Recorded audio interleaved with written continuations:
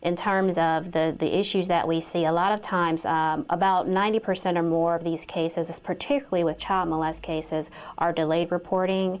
And so sometimes we'll get them and we may be running up against a statute with terms of filing, but so far we've been in the clear on that. So that's been a huge relief so far here in Madison County.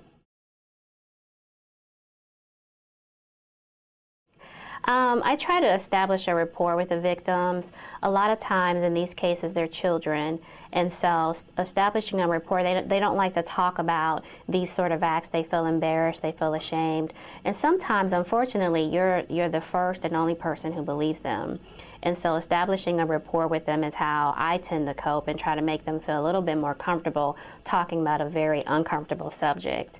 So getting them in early as we can with our caseloads, making them comfortable with who we are and letting them know that we're here for them, and letting them know that this isn't something that we're foreign to. We've heard these things before.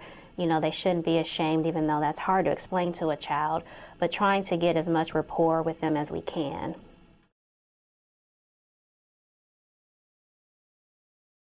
Well, one thing is just keeping in touch with the community. Law enforcement plays a huge role, and I have to commend the law enforcement here in the Anderson area. They are phenomenal. They're very responsive, and so we're getting people in. And a lot of we've been here since January of 2011, and so getting them to know who we are and just establishing just at that community level prosecution, getting people involved, getting them active. People, if you're a witness on the case, come in and talk to us.